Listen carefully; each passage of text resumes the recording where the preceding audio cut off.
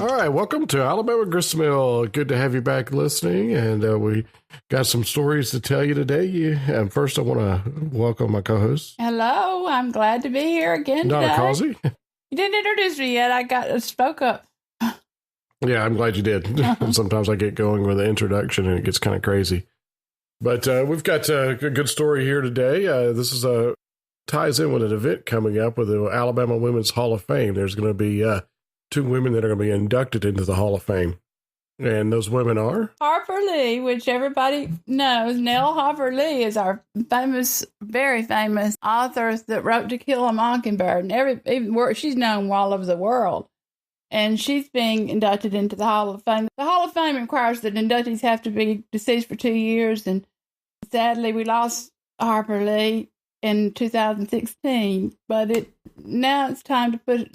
I can't believe it's been that long. Yeah, I can't either. Time just goes by so quickly, and but everybody knows her. You know, she wrote To Kill a Mockingbird. It's well known. She did a lot for society too by the story that she told. And the other person, most people probably don't know a whole lot about. Millie Francis is the other one. She's the first woman and a Native American, and the first Native American to be awarded a medal from the United States government way back in the 1800s. So I don't think many people know about her. No, and that's kind of why we're doing the podcast here, so we're going to cover her. Right. I've written about Harper Lee on the website, so if you want to know some more information about her, go to the website, alabamapioneers.com. Before we get into our story, I want to mention, as we always do, because it helps keep things going here, if you want to support us at Alabama Pioneers and Alabama Gristmill, you can always be a patron on our website. Just go to alabamapioneers.com and click the Be a Patron button. That'll help us out there.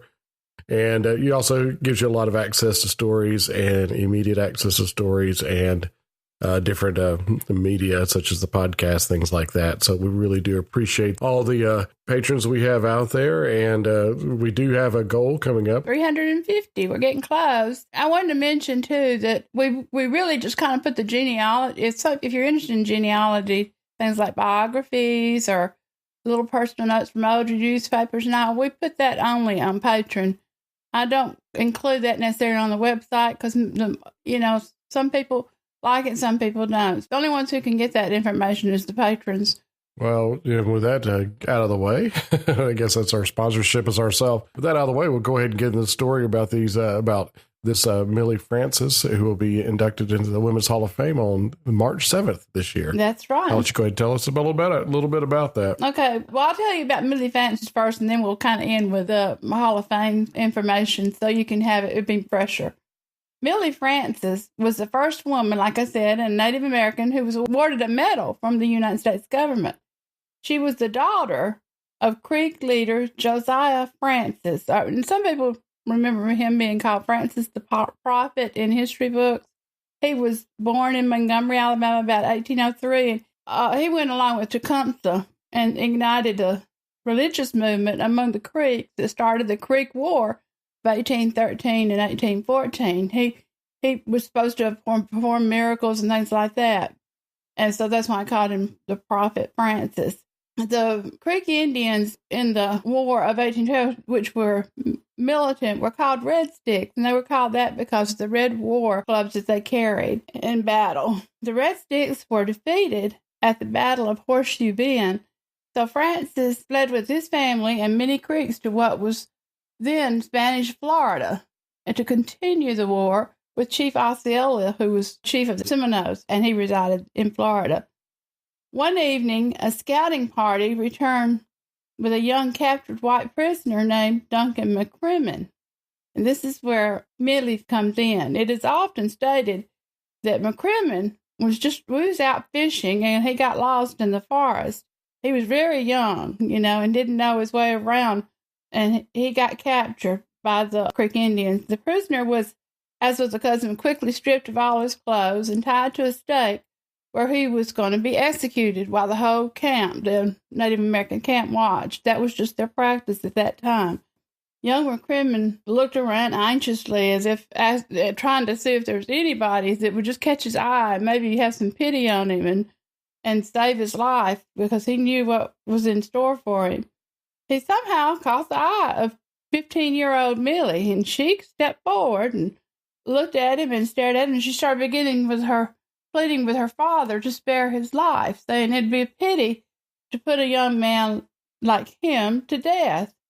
Francis looked at his beautiful daughter and told her that it was the custom, and he couldn't interfere with the custom. The captors could do what they wanted to, and they usually wound up killing him. But she was free to try to see if she could do something and convince them differently. One of McCrimmon's captors she knew had 2 sisters killed in the Indian Wars, and that was why he was so angry, and he was determined to take revenge.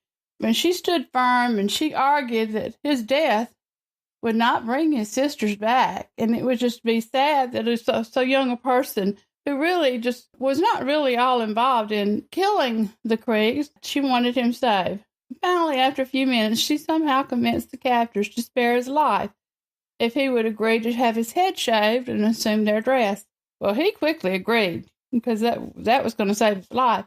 He stayed with them for a while, and he was later traded to a Spanish garrison for 7.5 gallons of rum.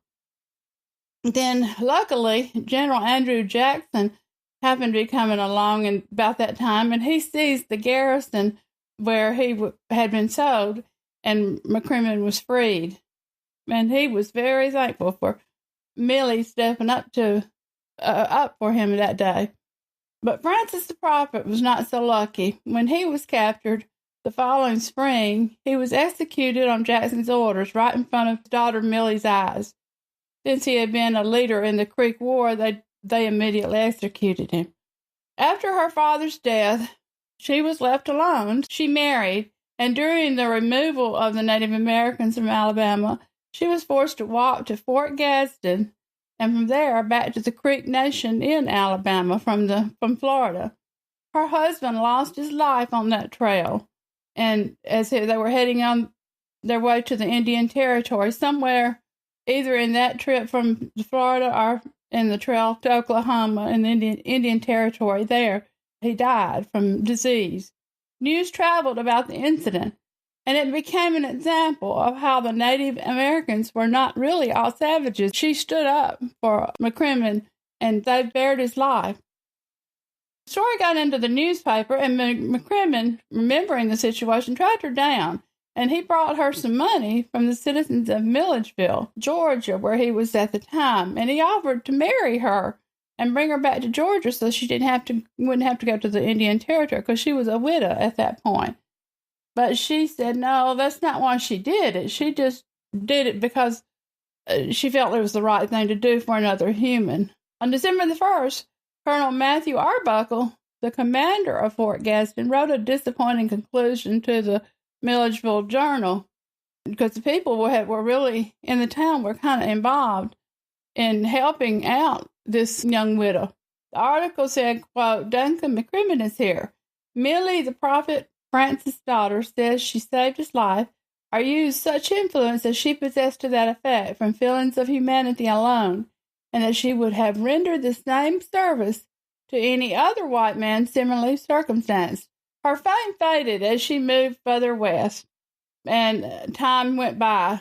But 25 years later, General Hitchcock happened to be traveling through the area of Oklahoma, and he just heard that Millie was close by, and she was a widow with 3 children at that point. He heard that she was penniless and almost destitute, and he talked to her for a while, and that's where he got the real story about it, so we know it was true.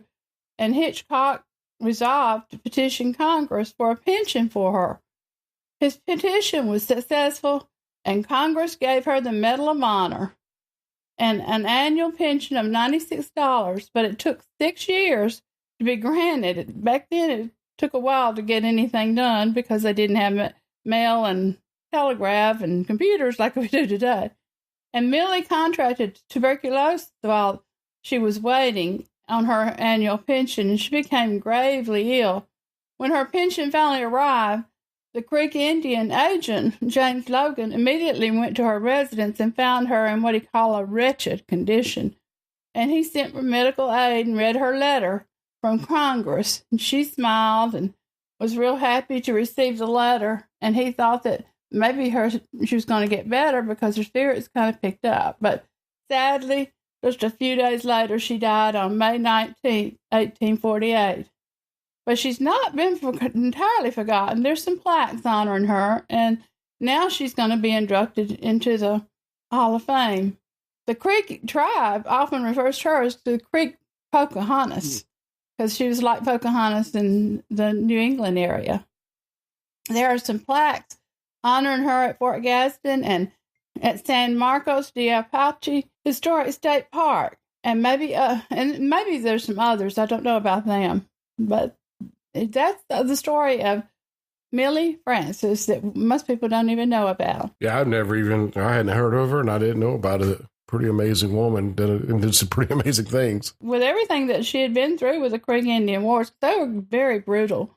She just could not see killing him, and fled for his. Well, it's just in the pioneer. It's showing how pioneer days were really just a rough era. It's nice that she's being remembered and being honored in the Hall of Fame now.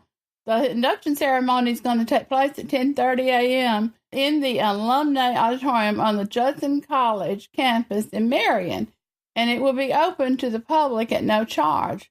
Now, there's a luncheon that'll follow the induction ceremony, but there's a charge for that, and reservations are required for that, and the tickets are about $50. They had to be made before March 1st, so you have to call 334-683-5109 to make a reservation. So that'll be the deadline for that reservation. It'll be March 1st, and I believe that's this Friday or coming up. Right, so it might be packed by now. I mean, I don't know if there's any reservations left, but you could try. You could actually go to the introduction ceremony, though, before it, so that would be good. Along with her, like you mentioned, is Harper Lee will also be inducted as well. So, and she'll be inducted. I think she's going to be inducted, I see, by her personal friend, Joy Williams Brown. Right. And Millie Francis will be inducted by Catherine Brown. I believe that's the name, way you pronounce the name. She's a professor of history at Auburn University. And the luncheon, Wayne Flint, our famous historian, will be speaking at that. He's the keynote. He will have the keynote address at the luncheon. He was a close friend of Harper Lee. And well, this is one of those another event coming up. It's tied into history, and especially with the bicentennial this year. And there's a lot of events that we're going to be covering and telling the stories about those events as well in the podcast. So please subscribe and share with your friends and everything. And we'll see you next time on the Alabama Gristmill. Thanks for joining us today, and we'll talk to you later. Bye. Joe dancing round on his toes, throws away his crutch and hollers, hey, let her go, oh honey, hey.